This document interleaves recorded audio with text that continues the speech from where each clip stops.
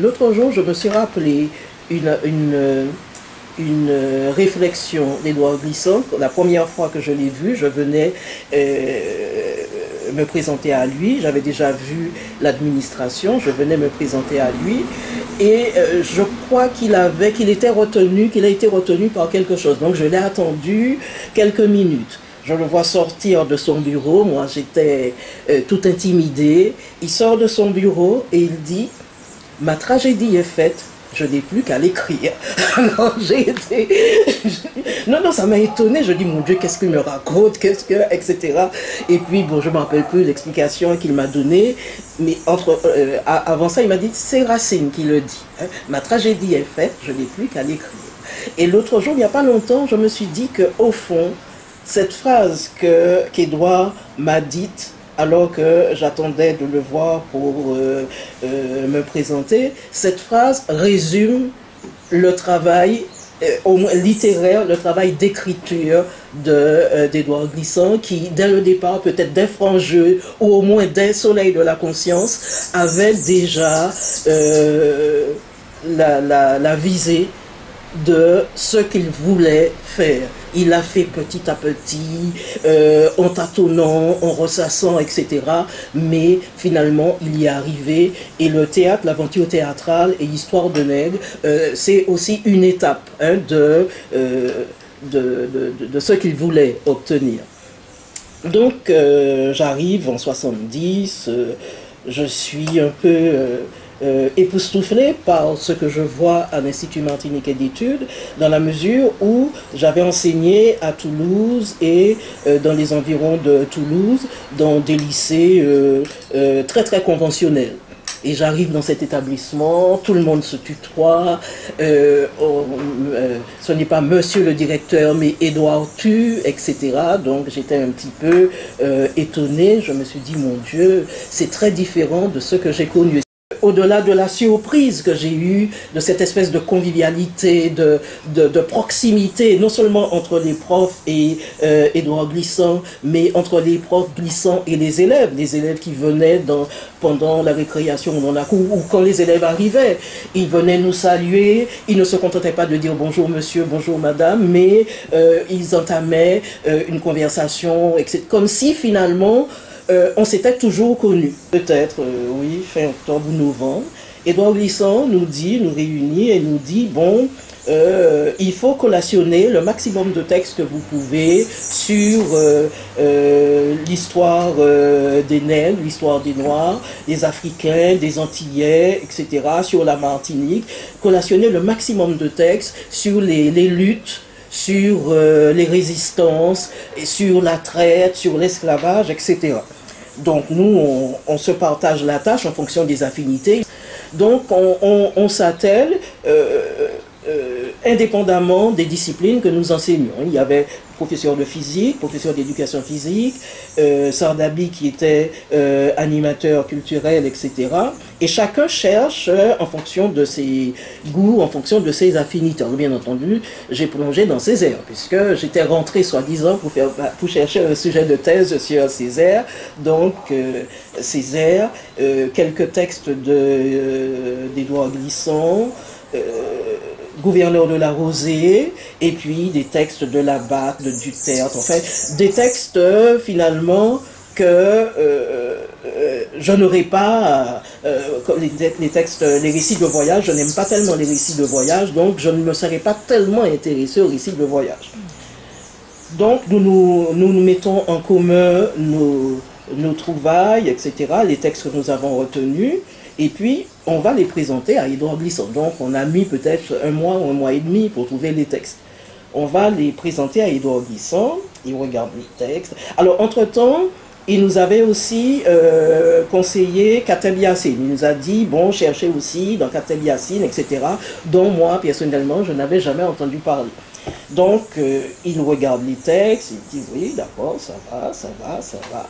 Et puis, le coup de grâce, il faudra en faire un montage. Arrangez-vous pour trouver un fil directeur entre tous ces textes et il faudra en faire un montage. Alors pour certains textes, bien sûr, il nous a dit non, ça c'est peut-être trop long, il faut couper, etc., etc. Donc il faut en faire un montage, et ne vous inquiétez pas, je vais écrire des textes pour faire la liaison entre les textes que vous avez choisis, si c'est nécessaire. Donc quand il annonce cette nouvelle du montage à faire et à présenter au festival d'avril 71, hein, donc on avait 3 mois, le festival d'avril 71, moi j'ai été catastrophé. Les autres collègues, un peu moins. Alors au début, on a cru que il suffisait de dire les textes. Alors là, ça ne me gênait pas. Quand il s'agissait de dire les textes, je me suis dit, bon, ça va, hein, j'aurais un peu peur, mais je pourrais dire les textes.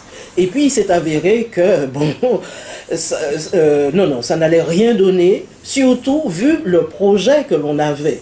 Le projet, c'était de mettre les grands textes à la portée du peuple.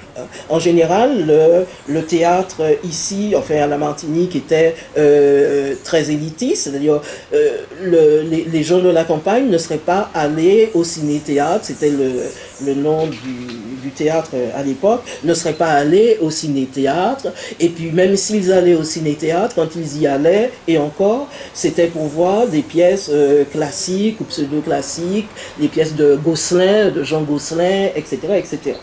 Donc il fallait absolument que nous allions dans le, comment dirais-je, dans le peuple, auprès du peuple, dans son univers. Et son univers, c'est bien sûr les communes, c'est les marchés, les cantines, et puis bon, parfois des places, ou même, comme je le disais l'autre jour, on a joué, ça c'était aux Trois-Îlets, on a dû jouer de manière impromptue dans un terrain vague, parce que on devait jouer au marché.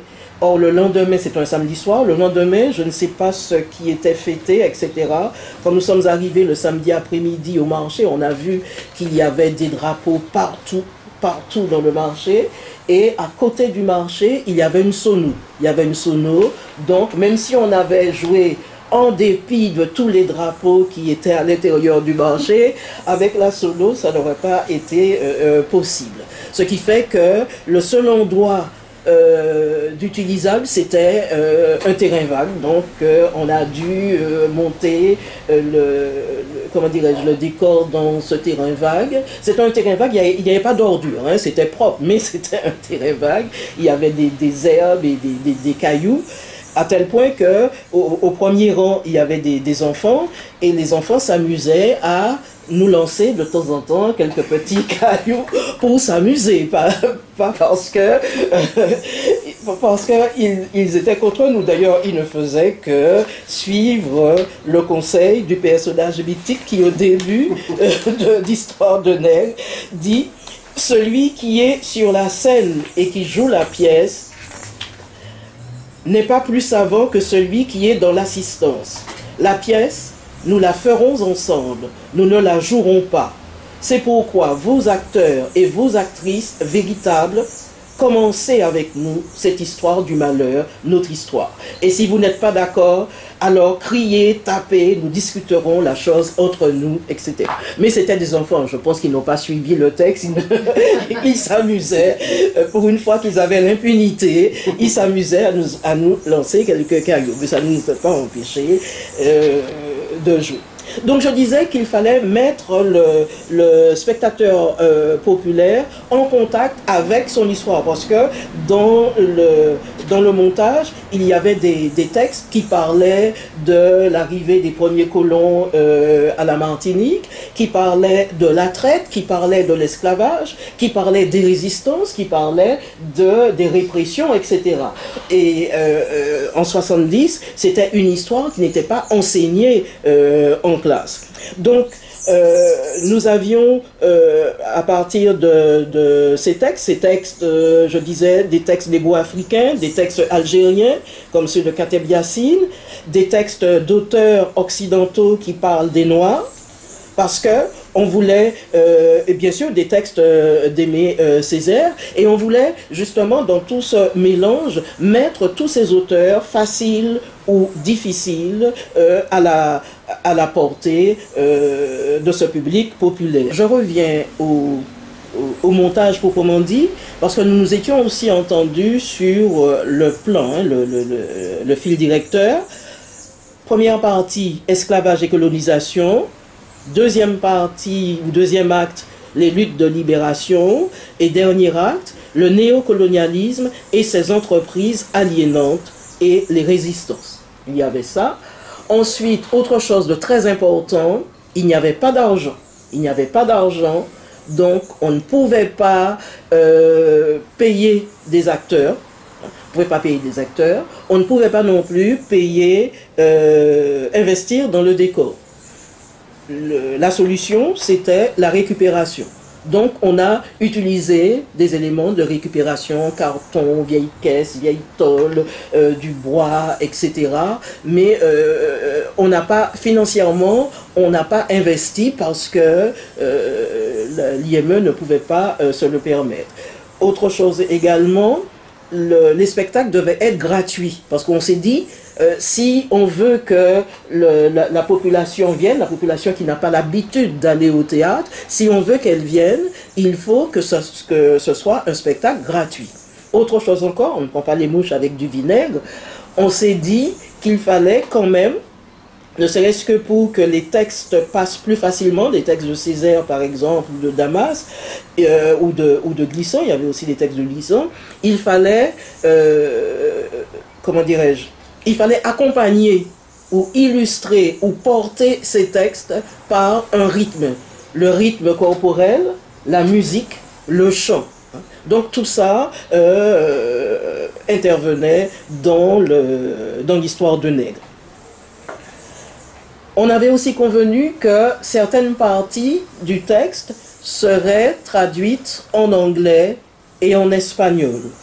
On avait un professeur d'anglais, un Trinidadien, un professeur d'anglais à l'IME, donc aucun problème, il a traduit et puis c'est lui qui les disait parce qu'il jouait aussi dans la pièce.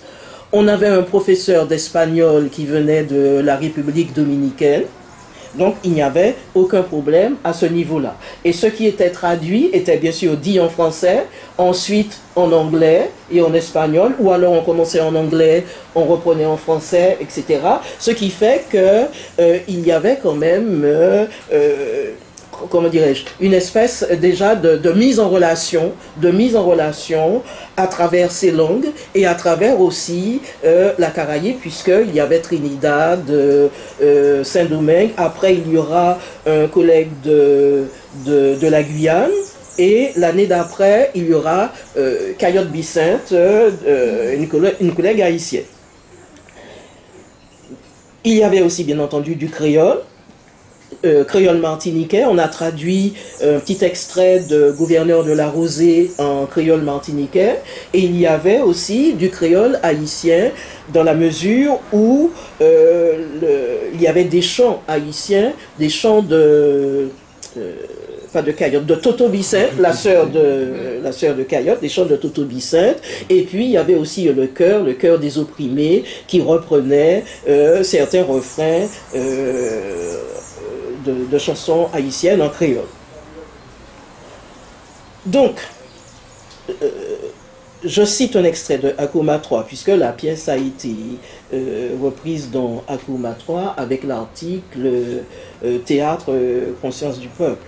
Alors, le texte, dit Akuma, a été littéralement construit à partir des besoins d'expression en scène, et les quelques modifications apportées aux citations d'auteurs sont fonction de cette nécessité. Parce que c'est vrai qu'on a dû faire des modifications, transformer un petit peu les textes.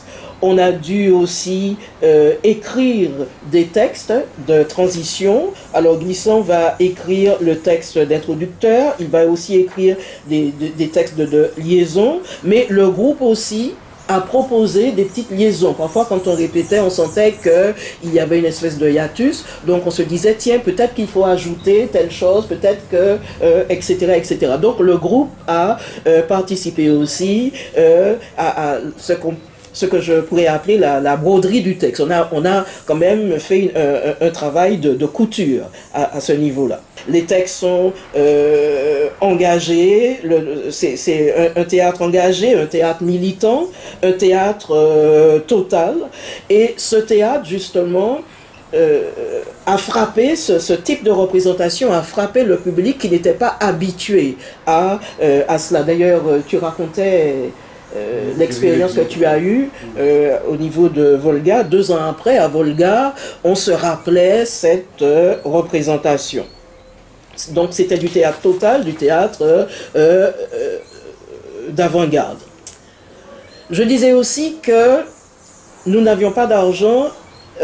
Il était hors de question de s'adresser à des acteurs professionnels ou semi-professionnels qui devaient certainement être au chômage. Hein. À l'époque, il y avait aussi beaucoup de chômage. Donc il était hors de question de leur demander de participer à l'aventure sans pouvoir les payer. C'était pas normal. Donc la solution, c'était les 5 ou 6 professeurs du groupe.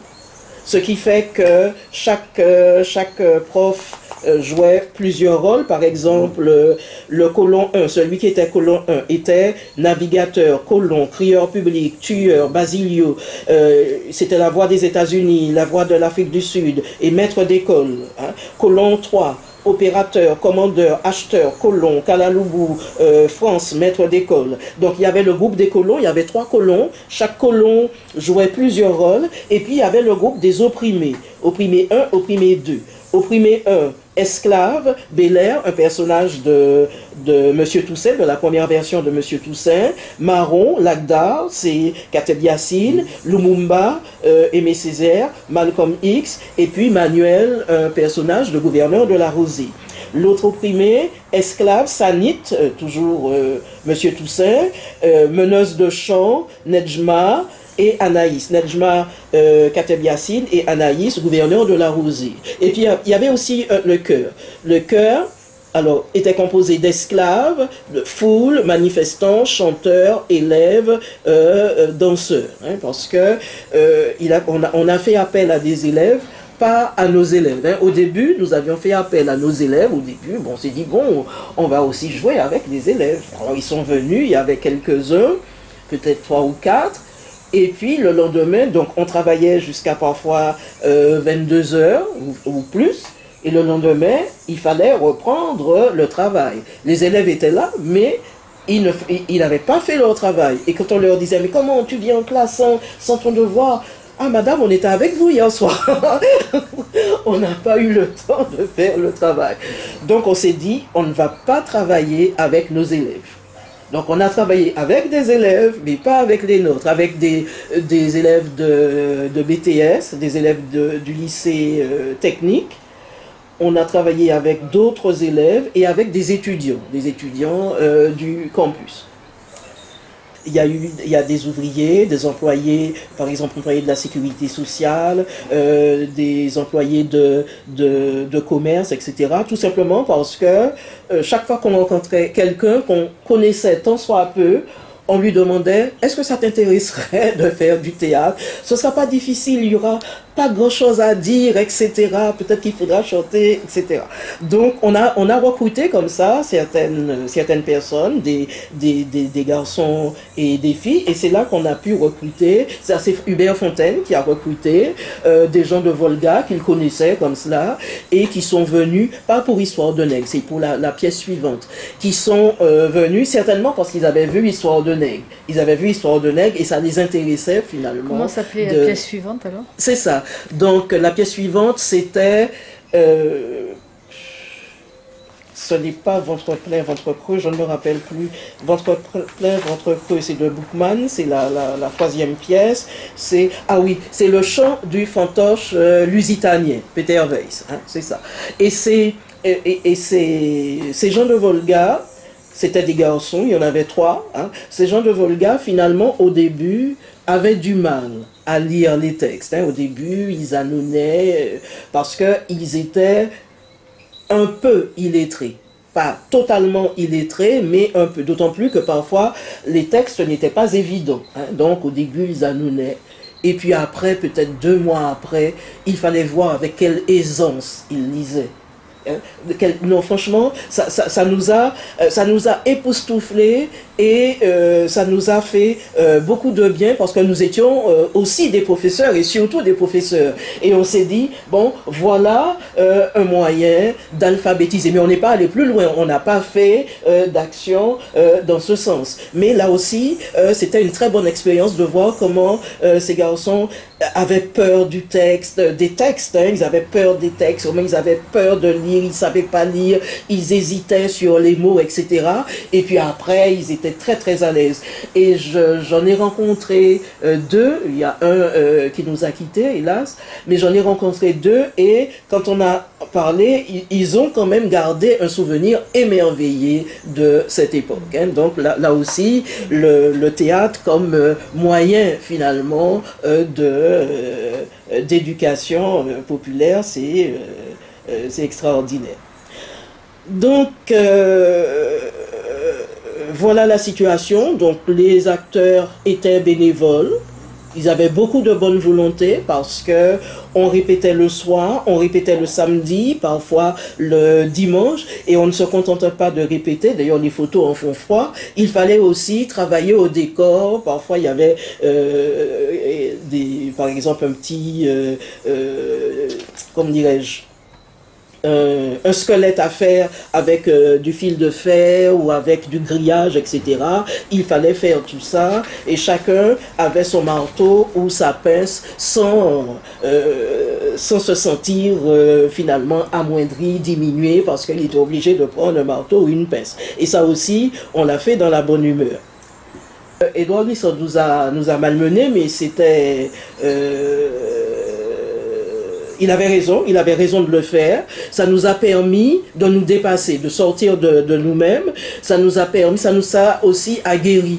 Et travailler comme cela, le théâtre, pour pouvoir affronter le public, un public souvent indiscipliné au début, nous a permis, au moins moi personnellement, de mieux affronter nos classes. Puisque on savait porter la voix, on se disait, bon, ben, on sera lâché devant le public, il vaut mieux aussi apprendre à affronter nos élèves, comme cela, ça nous permettra de mieux affronter le public, et mieux affronter le public nous a appris à mieux affronter nos élèves, à mieux, finalement, peut-être faire les cours ou faire passer les cours. Il y a un élève, je crois que c'est... Oui, c'est Lagari, hein, Lagari qui a été un élève à l'IME. Je l'ai rencontré il y a quelques années. Et il me disait à quel point il avait gardé un souvenir émerveillé de l'IME. Ce qui lui avait plu, c'était, il avait Fontaine comme prof de chimie, et physique-chimie, et il me disait que ce qui l'avait étonné, c'était de voir ce prof de physique-chimie parler littérature, parler poésie, puisque on était tellement emballé par ce qu'on faisait qu'on en parlait aussi aux élèves. Et ce travail sur le théâtre m'a aussi amené, en tant que prof de lettres, à mieux cibler des textes de la littérature antillo-guyanaise. Parce que la particularité de l'IME, c'est la liberté dont on jouissait, liberté pédagogique dont on jouissait, et on pouvait étudier sans problème des textes antillo-guyanais, alors que dans les autres établissements, les collègues finalement hésitaient à étudier Césaire ou d'autres auteurs qui n'avaient pas l'aval de l'IPR, de l'inspection académique. Notre chance, si on peut parler de chance, notre chance, c'est qu'on n'était pas enfin que j'ai commencé en 70, de 70 à 73, on n'était pas inspecté. Comme on était dans le privé, on n'était pas inspecté. On a été inspecté à partir du moment où on a demandé l'association avec l'État, ce qui fait qu'on était entièrement libre. Alors les textes,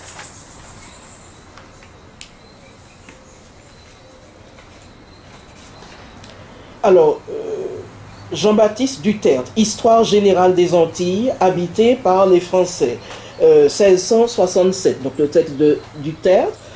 Un extrait de Aimé Césaire et les chiens se taisaient, 1956. René Depêtre, Minerai Noir, 1956.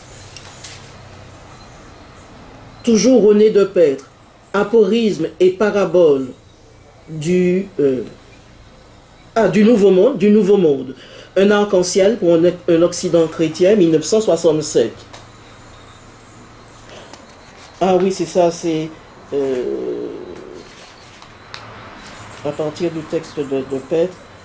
Quand la sueur de l'Indien se trouva brusquement tarie par le soleil, quand la frénésie de l'or draina au marché la dernière goutte de sang indien, de sorte qu'il ne resta plus un seul Indien aux alentours des mines d'or, on se tourna vers le fleuve musculaire de l'Afrique pour assurer la relève du désespoir. Alors commença la ruée vers l'inépuisable trésorerie de la chair noire. Pour l'or, ils trouvèrent une justification. Pour le carnage, ils trouvèrent une justification. Pour le carnage, ils trouvèrent une justification. Il y a des chants, chants haïtiens, chant mélopée, Exilio, Exili, un chant vaudou. Ensuite, parfois il y a des extraits longs et des extraits courts. Il y a un extrait de Victor Schellcher, des colons français, une petite phrase: le fouet c'est l'agent principal, c'est la cloche des habitations, il annonce le moment du réveil et celui de la retraite. Donc, il y a un petit extrait de Montesquieu: et Dieu qui est un être très sage aurait mis une âme et une âme bonne dans un corps tout noir. Donc extrait de Montesquieu, de Césaire. Un extrait du journal officiel de la Martinique à propos d'une vente d'esclaves. Ce qu'on voulait montrer, c'est que l'esclave n'était pas un être humain, mais un meuble, puisque c'est une vente aux enchères, et il est question d'une table en bois du Nord, 4 tabourets, de l'esclave Suzanne, négresse âgée de 40 ans, de son homme Grosbois, d'un lit en fer, c'est-à-dire qu'on énumère des objets, et dans ces objets, il y a les esclaves, puisque l'esclave est un bien meuble. Autre extrait, un texte de Chant d'ombre de Senghor, 1943, Femme nue, femme noire. Donc ça fait contrepoint, ça fait contrepoint avec cette vente où l'esclave n'est qu'un meuble, et là nous avons l'éloge de la femme noire. Savane aux horizons purs, savane qui frémit aux caresses ferventes du vent d'Est, tam tam sculpté. Ce texte est très beau, ce texte de Senghor. Donc ça. Un extrait de Monsieur Toussaint, oui, c'est le dialogue Belair et Sanit, il est beau ce dialogue. Ah, j'ai affaire avec ce pays, car ce pays compte pour moi, et moi je compte pour lui. Et Belair qui dit: quitte cette espérance, le compte est achevé. Sanit: craignons-nous l'espérance, mon homme? Moi je ne crains que la liberté, au moment où il faut la quitter. Belair: ah, peut-être que mon courage est en aller, vois. Je ne peux te regarder. Regarde-moi, dit Sanit, regarde-moi, regarde-moi. Je porterai le fusil quand tu empoigneras le coutelas. Je combattrai à tes côtés. Tu seras le soldat et je serai le soldat aussi. Hein. Ça aussi, si on doit travailler sur l'image de la femme chez Glissant, il faut absolument parler de ce personnage de Sanit. Hein. Je crie cette parole, dit Sanit. Il faut rejoindre les marrons.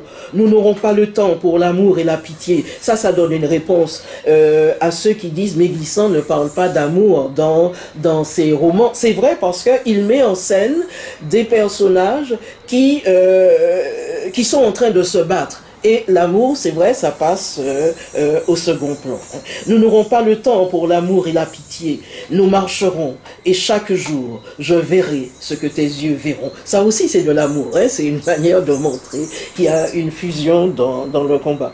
Donc, il y a ces textes.